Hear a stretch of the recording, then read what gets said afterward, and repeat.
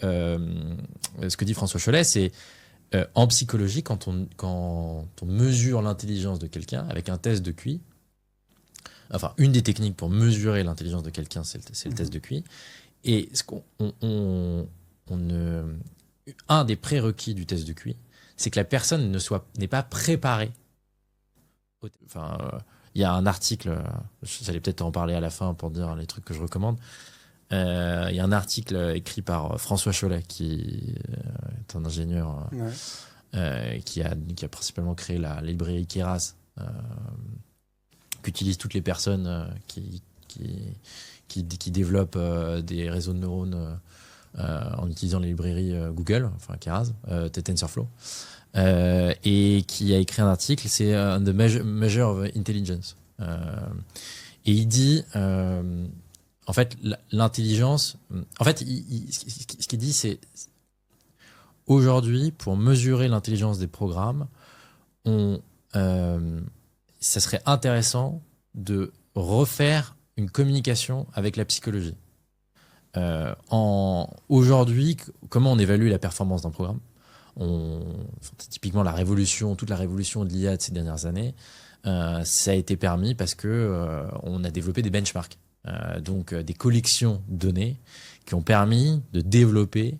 et de mesurer la qualité d'algorithmes de type réseau de neurones à reconnaître des images sur des objets. Notamment, un des premiers benchmarks, c'était une collection de données, c'est ImageNet, qui a été une des plus grandes collections d'images labellisées, qui a servi à entraîner en fait AlexNet, qui est le réseau de neurones qui derrière a en fait transformé toute la manière dont on fait de la computer vision aujourd'hui. Et ce que dit François Chollet, c'est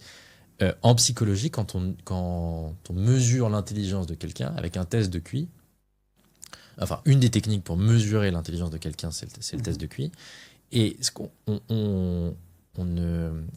un des prérequis du test de QI, c'est que la personne n'est pas préparée au test. Parce que l'idée, c'est pas tellement de mesurer la capacité juste à performer une tâche, jouer aux échecs, reconnaître une image, mais à s'adapter à une nouvelle tâche. Donc, aujourd'hui, la manière dont on mesure la performance des algorithmes, quand il y a un nouveau LLM qui sort, on dit il a performé de telle manière sur un benchmark, il a telle note, meilleure note sur un tel benchmark, il n'y a pas cette idée, comment dire, étant donné que le LLM il a été entraîné sur toute la donnée disponible sur Internet, et plus encore,